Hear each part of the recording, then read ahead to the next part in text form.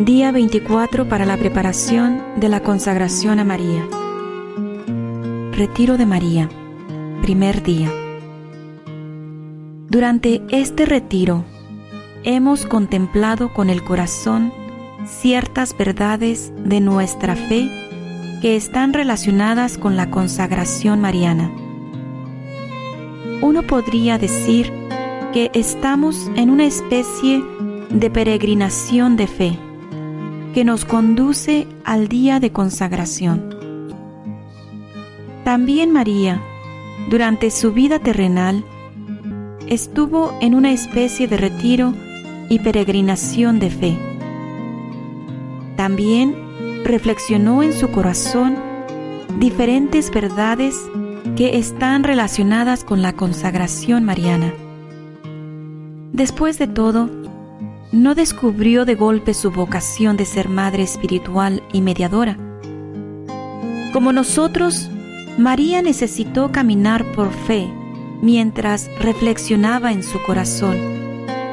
Ella también necesitó un tiempo de preparación respecto a su papel especial como nuestra madre en el orden de la gracia.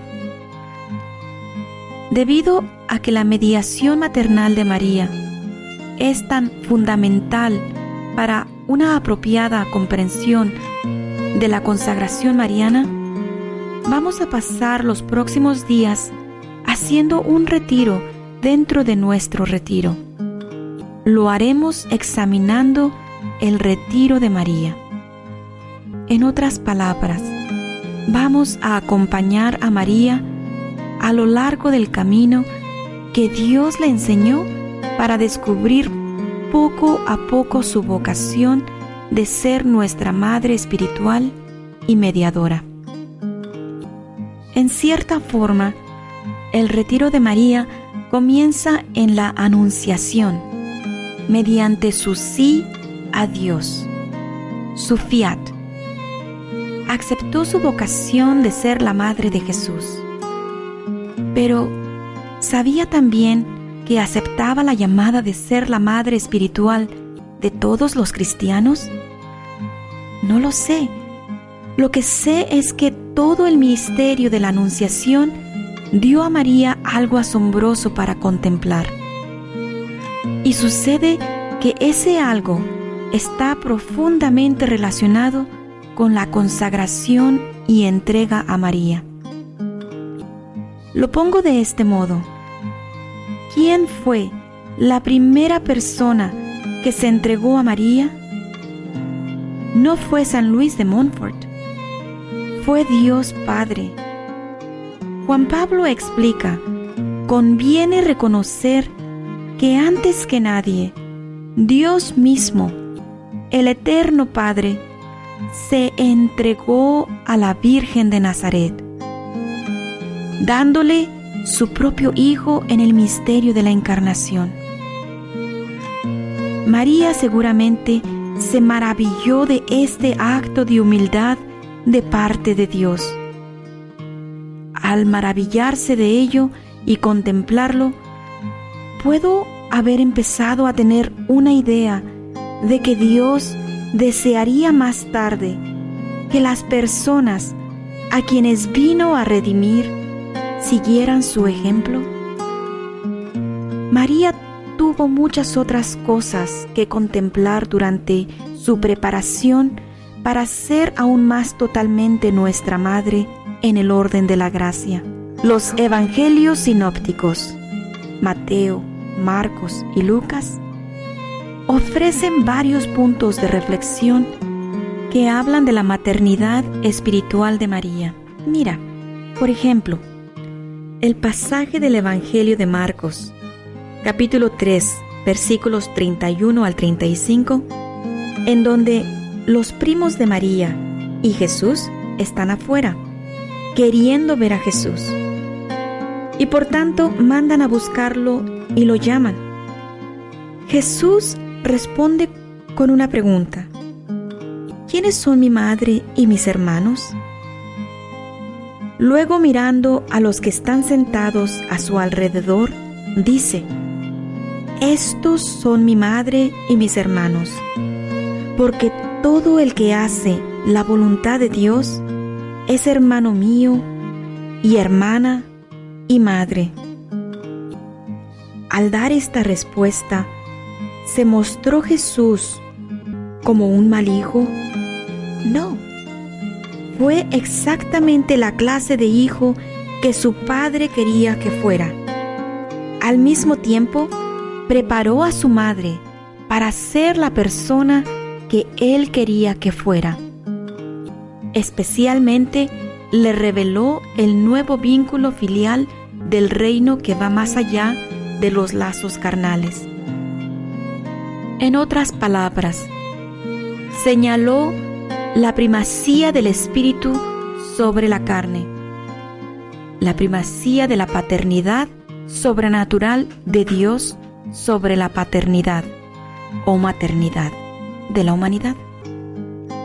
Es probable que María captara de inmediato algo de lo que Jesús intentaba enseñarle.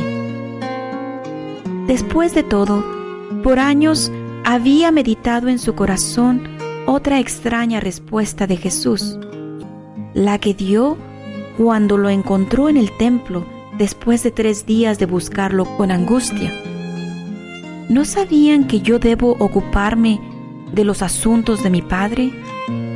Lucas capítulo 2 versículo 49. Durante su ministerio público, Jesús estaba ciertamente muy interesado en los asuntos de su Padre. Ahora bien, un aspecto clave de estos asuntos era preparar a su madre para su nuevo papel en el reino de Dios. Jesús sabía, en la dimensión del reino de Dios, en la esfera de la paternidad de Dios mismo, la maternidad de María adquiere un significado diverso. En las palabras de Marcos que leímos antes, Jesús indica este significado.